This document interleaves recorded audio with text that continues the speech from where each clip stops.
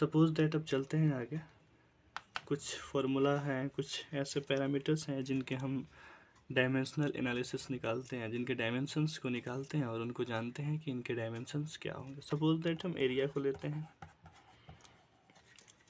तो एरिया को हम क्या बोलते हैं, L into B, length into breadth लेते हैं। ठीक है बच्चा, तो लेंथ का क्या हो गया, L हो गया, ब्रेथ मतलब भी L हो गया, मेजरमेंट तो ऐसे ही करते हैं उसका, तो ये तुम्हारा L स्क्वायर हो गया। जैसे दूसरा हम चलते हैं वॉल्यूम पे।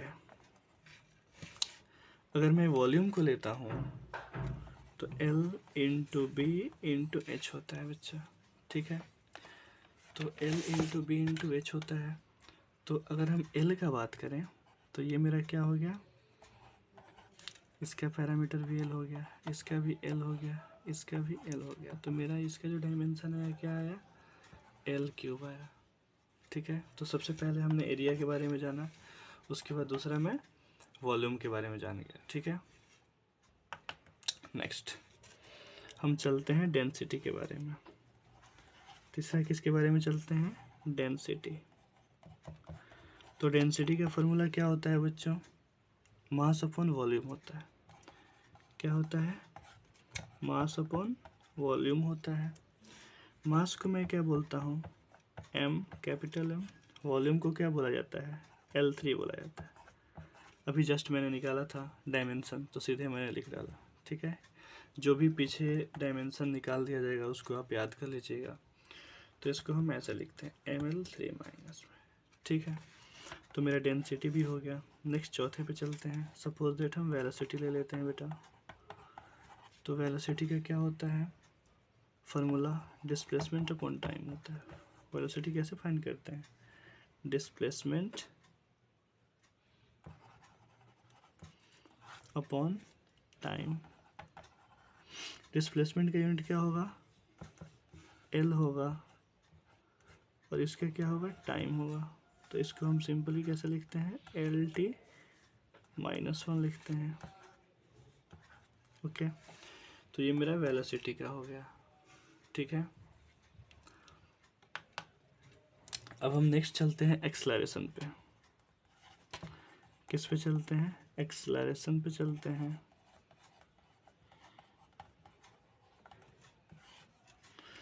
एक्सलरेशन की बात करेंगे तो delta V by delta T होता है। ठीक है, डेल्टा V मतलब हमने ऊपर ही वेलोसिटी का निकाला था, LT -1 था। ठीक है, तो सिंपली हम लिख लेंगे, और टाइम का क्या होता है, T होता है। तो ये तुम्हारा हो गया LT -2। ठीक है, तो ये मेरा किसका आ गया, एक्सलरेशन का आ गया। जो छठा हम निकालने वाले हैं डायमेंशन, फोर्स का निकालने वाले हैं। तो फोर्स का फॉर्मूला क्या होता है, मास इंटू एक्सलरेशन होता है। तो मास का क्या होता है, M इंटू, अभी मैंने एक्सलरेशन का निकाला था, क्या निकाला था, LT -2। तो इससे मेरा आ गया क्या, MLT -2। ये मेरा फोर्स का डायमेंशन हो गया। नेक्स्ट हम चलते हैं वर्क के डायमेंशन को निकालते हैं। तो वर्क निकालने का फॉर्मूला क्या होता है, फोर्स इंटू डिस्प्लेसमेंट।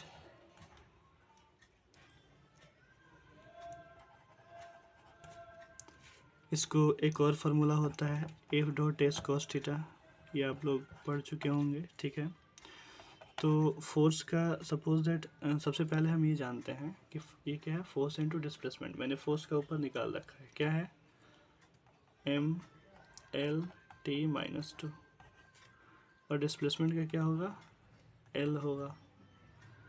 तो इसको जब हम फाइंड करेंगे तो क्या हो जाएगा, ML और L क्या हो गया, L² और T -2।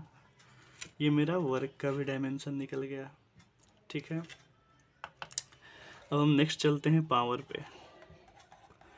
पावर का डायमेंशन निकालते हैं। तो पावर का फॉर्मूला क्या होता है, वर्क अपॉन टाइम होता है। ठीक है, तो अभी जस्ट मैंने वर्क का निकाल रखा था ml2t-2, ठीक है। टाइम क्या है बेटा, टाइम का मैंने t मान लिया, ठीक है। तो ये क्या हो गया ml2t-3, ओके। तो ये मेरा पावर का आ गया। अगर हम डायमेंशन, नेक्स्ट डायमेंशन हम बात करेंगे, काइनेटिक एनर्जी का निकालना चाहें तो फॉर्मूला क्या होता है, हाफ mv² होता है, ठीक है। तो मास का हो गया m, वेलोसिटी का निकाल रखे थे पीछे, LT-1 का स्क्वायर। तो इसको स्प्लिट करते हैं, इसको मल्टीप्लाई करते हैं, तो m L² t-2, ये स्क्वायर है ना तो हो जाएगा। तो ये तुम्हारा काइनेटिक एनर्जी का डायमेंशन आ गया, ये तुम्हारा पावर का डायमेंशन आ गया, ओके। नेक्स्ट चलते हैं, पोटेंशियल एनर्जी का डायमेंशन निकालते हैं। फार्मूला क्या होता है, mgh होता है। क्या होता है, mgh होता है। तो मास का क्या हो गया बच्चा, मास का m हो गया। एक्सेलरेशन का भी हम लोग निकाल रखे थे, LT-2, और हाइट का क्या होगा बेटा, l होगा। हाइट का क्या होगा, l होगा, ठीक है। इसे मल्टीप्लाई करेंगे तो क्या हो जाएगा, m l और l L2 और t-2, ये हमारा पोटेंशियल एनर्जी का डायमेंशन निकल गया, ठीक है। क्लास 11th में ICSE बोर्ड में एक टॉपिक है जिसका नाम है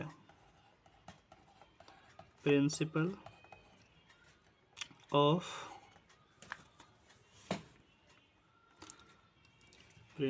of homogeneity. Homogeneity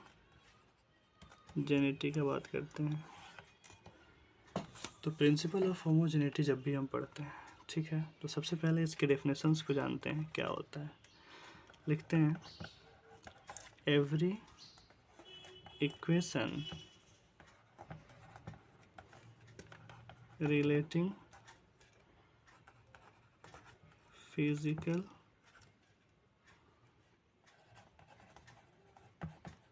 quantity must be dimensionally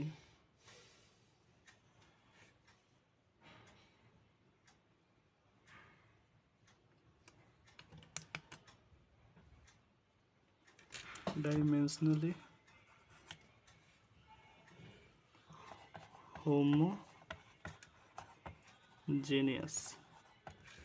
principal of homogeneity का क्या डेफिनेशन होता है, every equation relating physical quantity must be dimensionally homogeneous. It means what, dimensions of all quantities must be same. Principle of homogeneity मतलब dimension of all quantities must be same, ठीक है। जैसे कुछ examples लेते हैं और इसको देखते हैं, ठीक है।